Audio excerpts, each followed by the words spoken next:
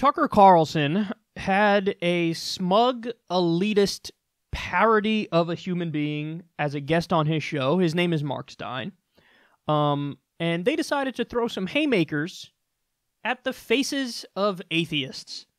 So this is, they're going to hype up the whole war on Christmas thing. Let's take a look and see if you notice something about Mark Stein.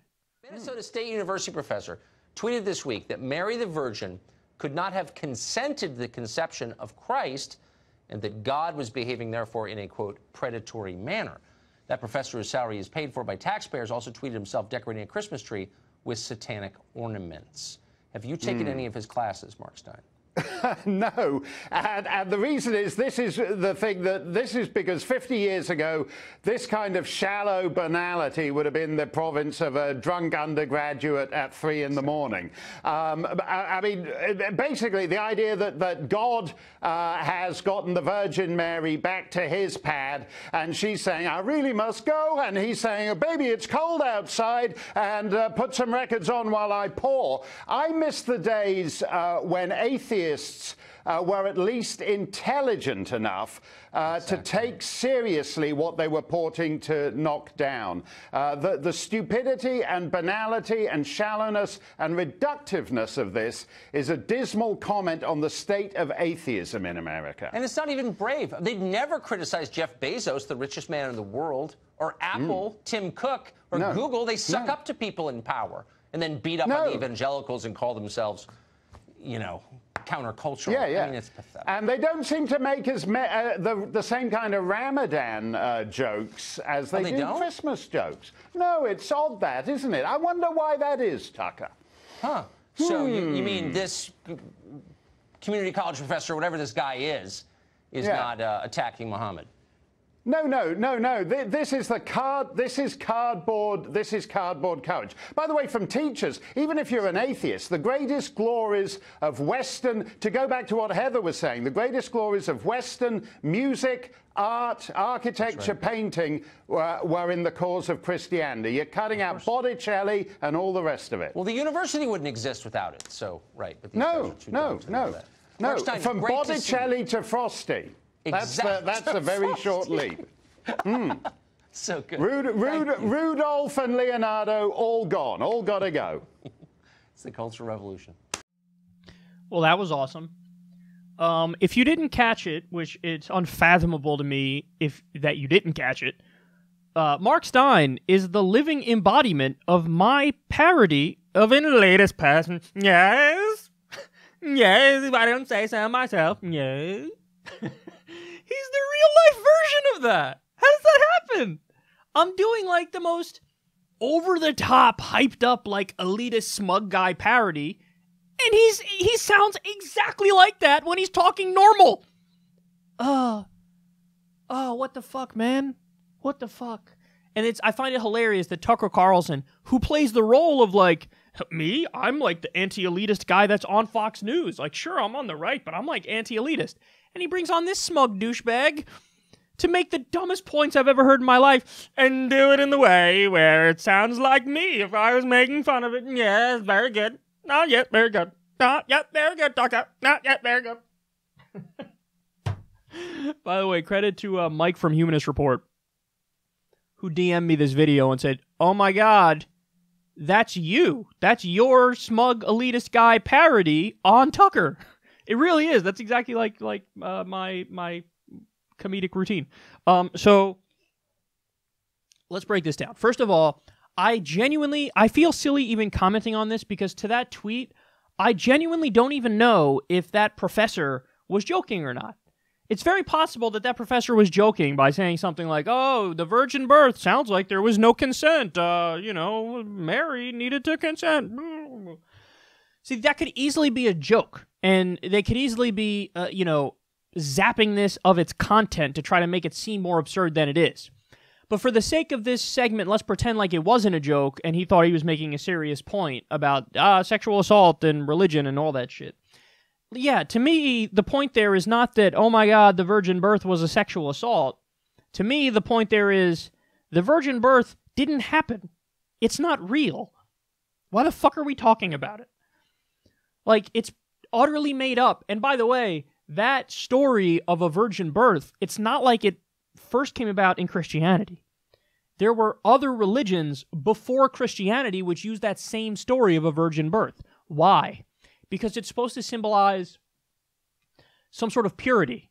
Like, well, obviously this is God, this baby is the Son of God, because look how he was conceived. He was conceived, there wasn't even sex involved, it wasn't dirty, it was the hand of God. Oof, virgin birth, look at that. And it's supposed to be symbolism for, like, purity. Like, oh, you're so pure, you didn't even come about through you nasty, raunchy fucking like all the rest of us came about. So, but it's not real. It's not real. It's fucking fake, and who gives a shit if some professor was joking or not talking about the virgin birth? Now, if Tucker really, because he fancies himself a guy who keeps it real, if he was keeping it real, he would have said, well, why are we even talking about the virgin birth? That's obviously not real. But of course he doesn't do that, because he doesn't keep it real. Then I love how Smug, parody elitist, atheists need to realize that they're intellectual lightweights. Whereas me, I'm very serious, which is why I talk in such a relatable way. Yes? I love the... Like, as they are acting just as smug as possible, they're accusing atheists of being super smug. Like, atheists used to give their religious position its due diligence before responding to it. No, we didn't. We always mocked it because it's really fucking dumb. It didn't happen. Religions are not true. They're just not true. You want to go through the Bible with a fine-tooth comb with me and see who comes out on top in a debate as to whether or not it's correct? Pretty sure I'm going to win that one. We're talking about a book that has fucking talking snakes in it. We're talking about a book that, in multiple parts, alludes to the earth being flat. They say stuff like sailing to the four corners of the earth. What corners? What are you talking about corners? Because they thought the earth was fucking flat.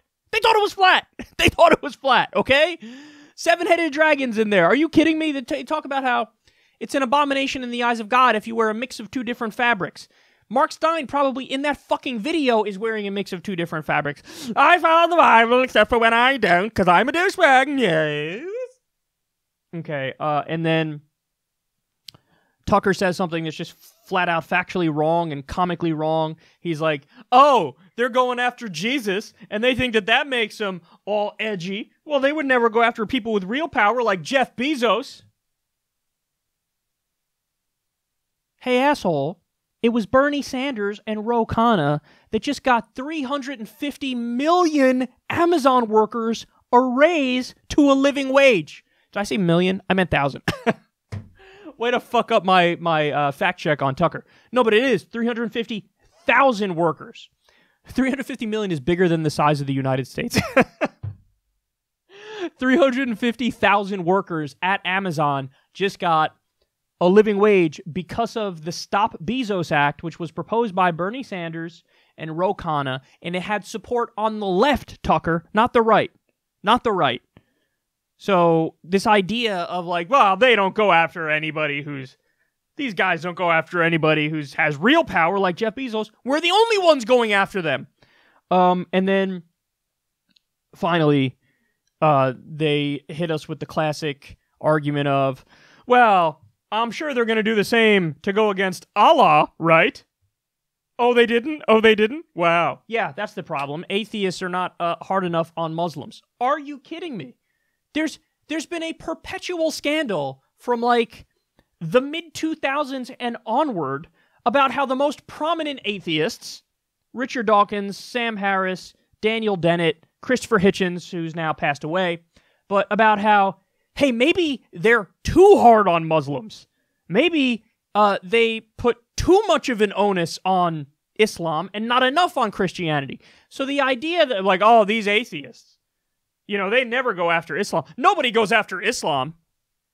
He says atheists have to acknowledge that religion gave us universities and gave us art and give... So again, this is the classic religious dodge. The religious dodge of, like, okay, fine, even if you're right, atheists, I mean, it's religion that gave us everything about the modern world. No, what gave us everything about the modern world is the fucking Enlightenment. That's what gave us everything in the modern world. Okay? The idea of individual rights and human rights, the Magna Carta, secularism, the Enlightenment. These are things that, they said, oh, it's Christians that gave us the university. If Christians had their way, what exactly would be taught at these universities? They want to get rid of separation of church and state. They want to have shit like creationism in there. They want to teach both sides of climate change, for example. So don't give me this shit about, like, they're the reason for everything being wonderful. It's the Christians, it's the religious folks, yes. No, it is the Enlightenment, it is secularism, it is people using their minds and not buying into religious dogma. So, another ridiculous segment from Tucker Carlson. By the way, the same people who cry about how the left are such victims with their fucking victim culture, all they do is play the victim, they're now ramping up all of the segments about the so-called war on Christmas. The non-existent war on Christmas. Did you know just over 70% of this country is Christian? You know what percentage celebrates Christmas? Over 90%. There is so not a war on it that over 90% celebrate Christmas, which means there's a lot of people who aren't even Christian that celebrate Christmas. You can't go 8 feet in public in the U.S. during Christmas time without hearing some fucking Christmas song or seeing a Christmas tree or seeing a bunch of lights hanging up. The idea that there's a war on Christmas. Why? What do you mean by that? Because what they really mean is, oh, in some public school in fucking Illinois or some shit, they decided we're going to say Happy Holidays instead of Merry Christmas. Oh, the horror! Oh my goodness! How dare they? So in other words, they say the left plays the victim all the time. You're playing the victim right now with your "we're so persecuted, the war on Christmas." Of all the things to fucking care about in the world, they're bitching about a non-existent war on Christmas. Jon Stewart had a great joke one time.